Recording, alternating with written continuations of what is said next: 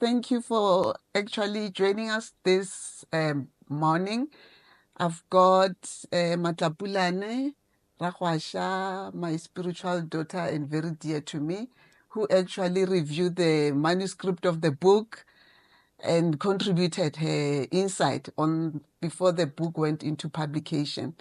So I thought, having reviewed the book before publication and having read the book, and also she's behind working hard as the PR, promoting the book, arranging even with different platforms, media for raising awareness about the book. It will be nice to actually have her on board for her to share her insights on the book and how the book has contributed in her own journey. And Matla, thank you very much for being here, just to be an anchor and just to be who you are in my life, in my space. It's been a long journey, and I'm grateful for your being, for just being who you are. And thank you. Thank you very much, May.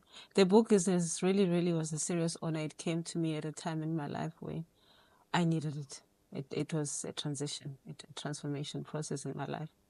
So I'm very honored to work with you on this book.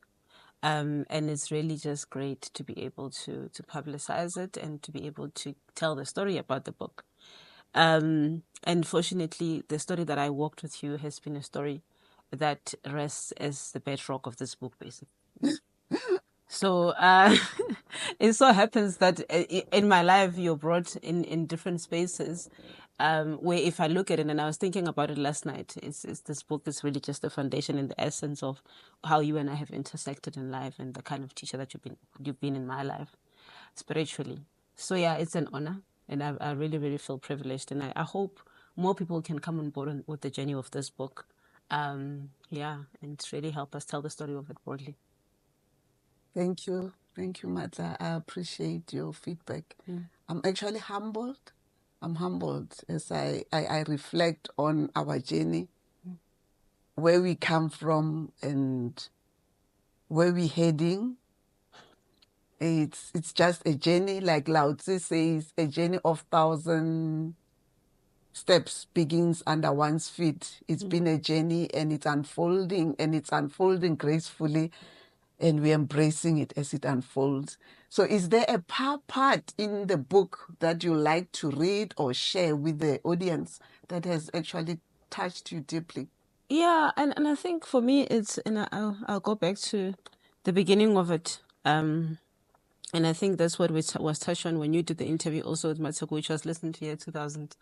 It's also it's like the one they're knowing through becoming.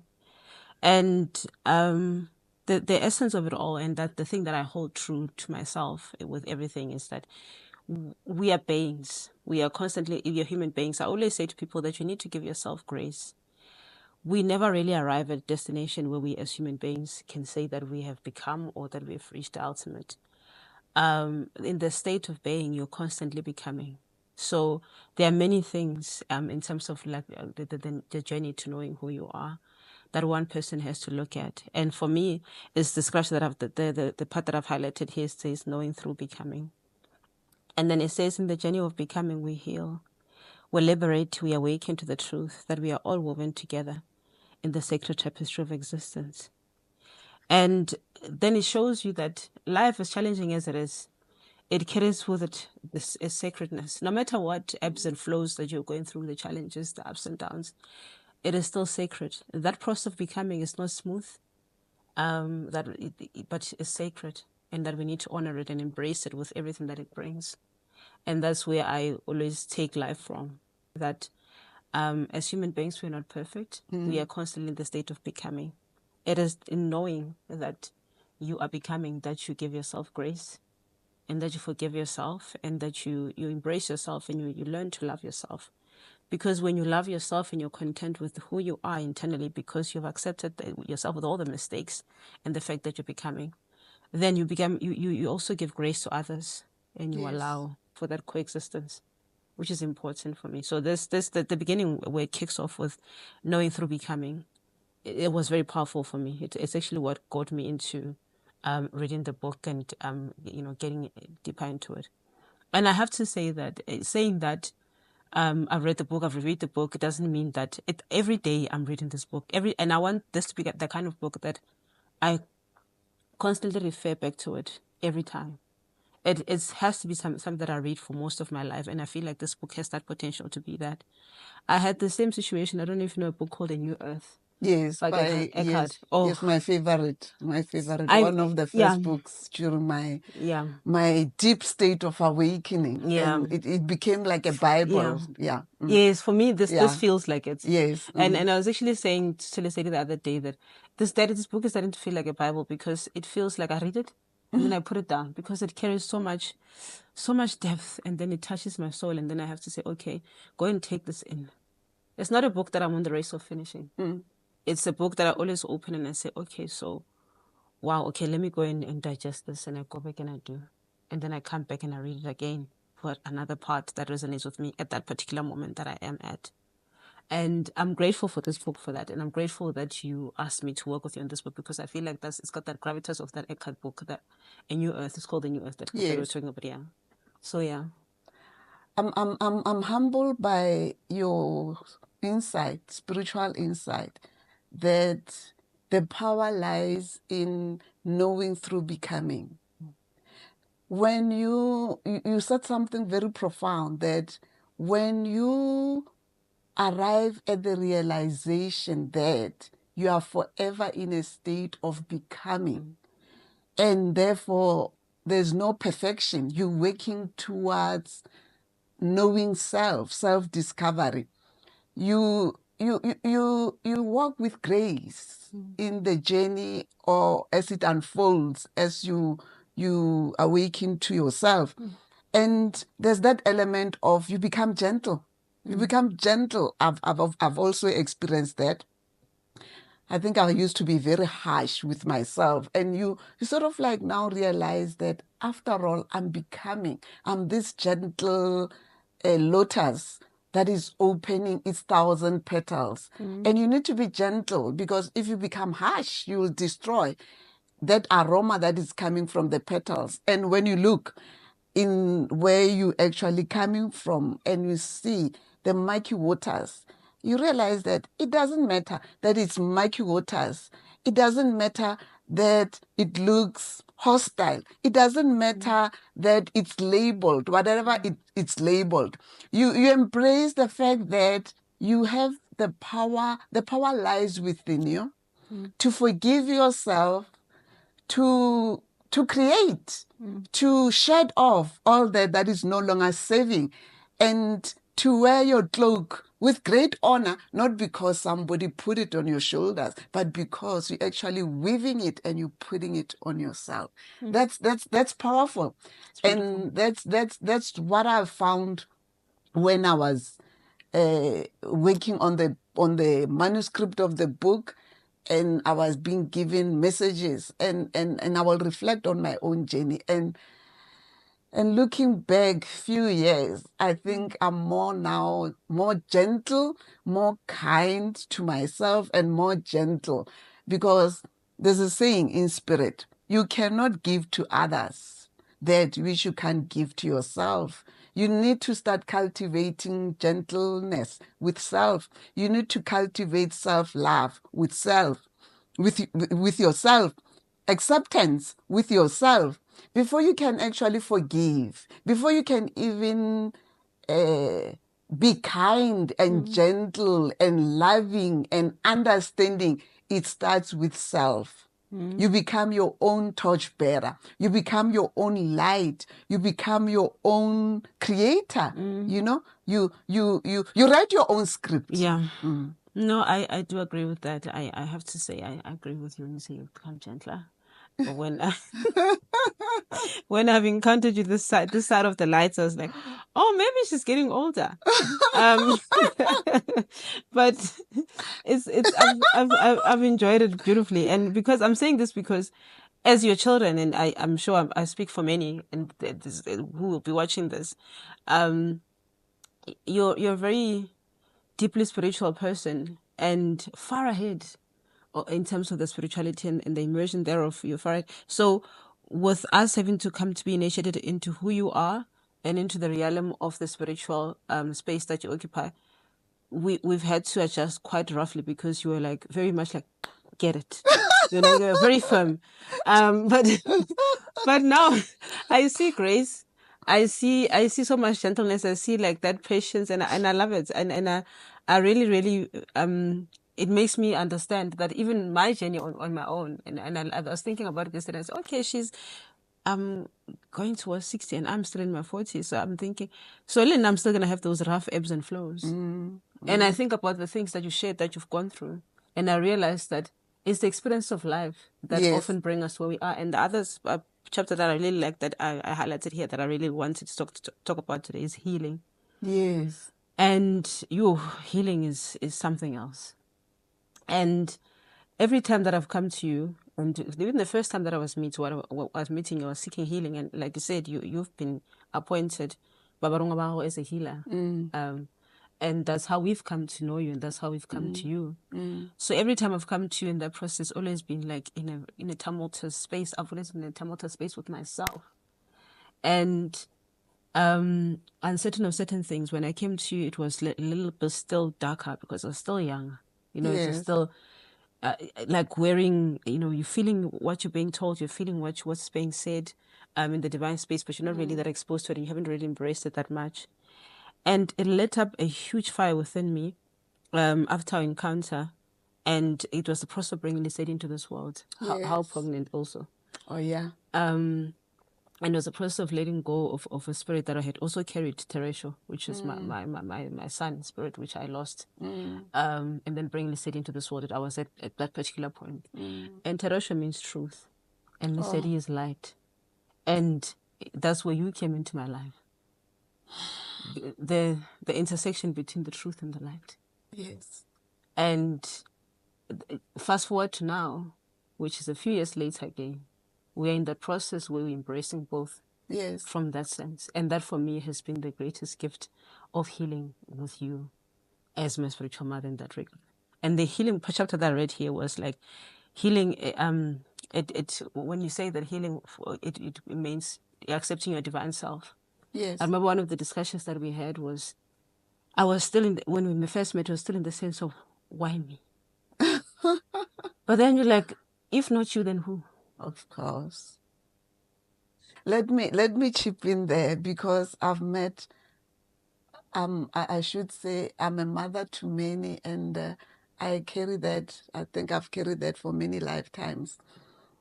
And I find all my those assigned to me in spirit as my children that I still meet in during this lifetime, but we've known each other previous incarnation, and they have forgotten, and probably even myself forgotten. But there's a common phrase. All of them, they will say when they go through their awakening, the question is the same question that I ask myself, where, why me? Why must I be the one who has to walk this path? And I've asked myself that question many times, why me? Previously, I'm very content. I'm the lotus. I'm very content. I'm opening my 1,000 petals. But that's a common question. Why me? Why must I actually be the one who has to walk this path, this sacred path? And it's a common question, but embrace it, because to even remember that you're here to walk, to be one of the solar logos, meaning to be that embodiment of love, to be an incarnation of truth, and to be a being of light. To remember that, that's what actually triggers the opening of the sacred path that one has to walk on. It's the remembering. And the remembering leads to healing, because you heal when you remember. You don't resist. Because what you resist persists.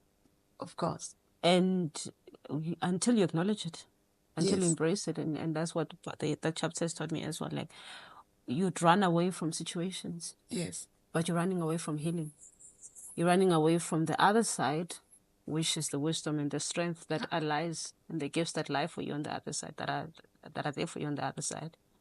And yeah, that's the first part of me meeting and the first part of working the journey with you has also come full circle in this book, because it has equipped me with so much knowledge around how to navigate the duality of life, like Yes. understanding that there is that interconnectedness, Mm-hmm.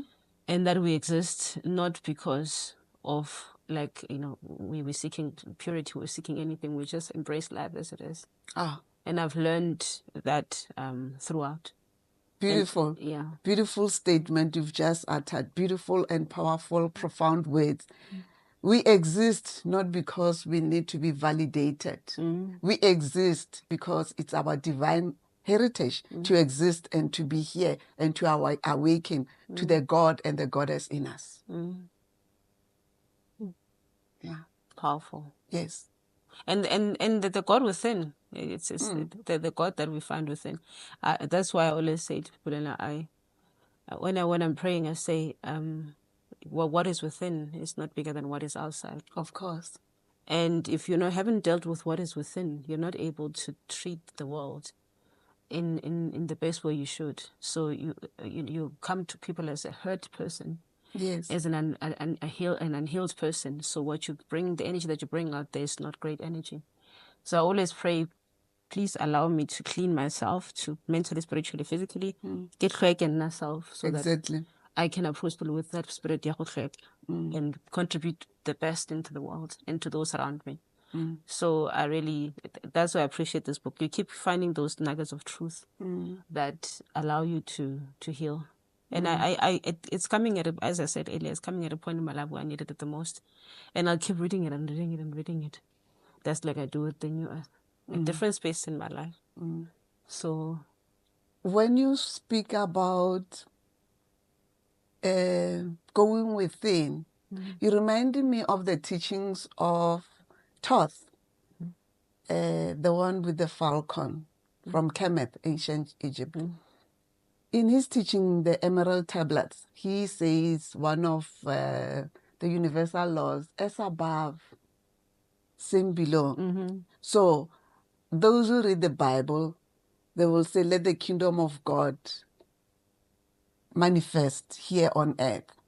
But we're making a mistake, because even Christ himself said, the kingdom is not outside yourself. It's not here on earth. The kingdom is within you. You are that kingdom. You are that kingdom. Yeah. So as within, like Thoth of ancient Egypt, Kemet, will say, as within, so same without, as above, same below. So the kingdom that we actually people are looking for, the kingdom is not out there. The kingdom is within. We are the living temple. We are our own Messiah. So if we can, that's the essence of the message, that to heal, the ability, the power to heal lies within. To liberate, it lies within. To transform lies within. In us, as the solar logos. We embody love. We embody truth. And we embody light.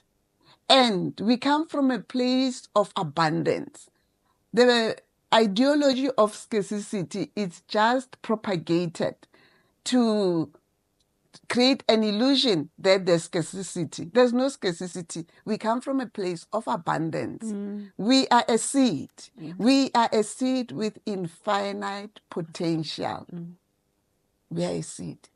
And that scarcity creates fear. Exactly. Which works against the very essence of who we are. Yeah.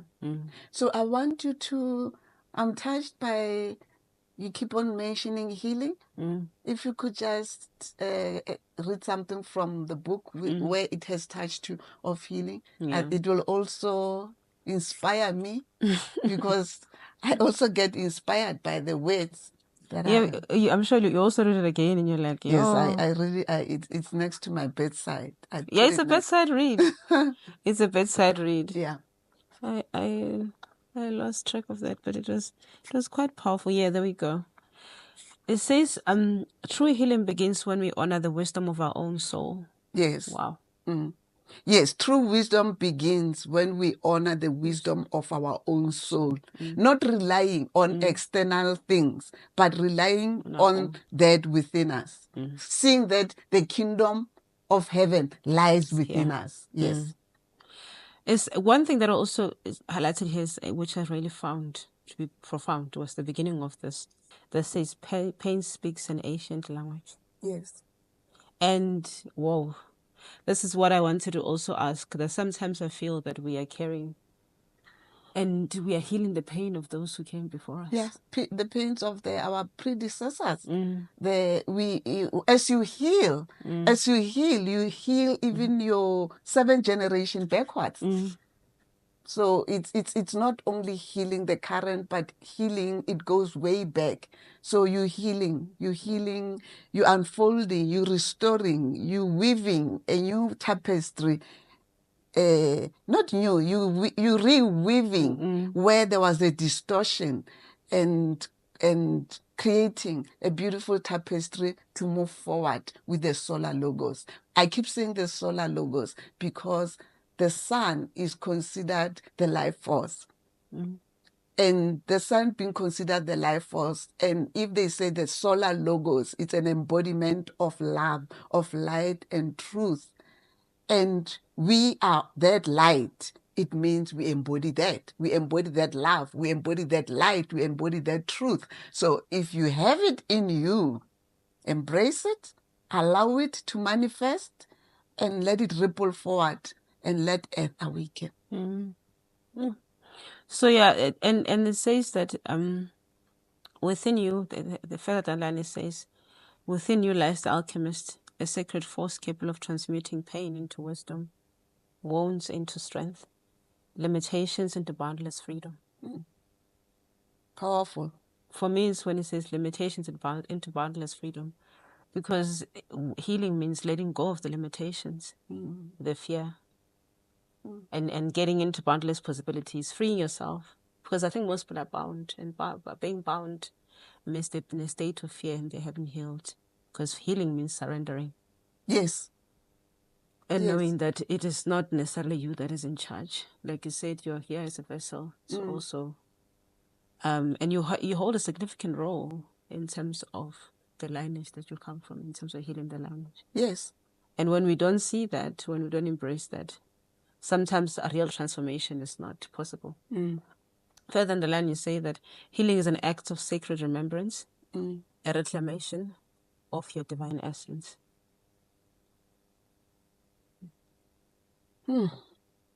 Repeat that again. That's sure. That's profound. What you just says read. Healing is an act of sacred remembrance. Yes. A reclamation of your divine essence.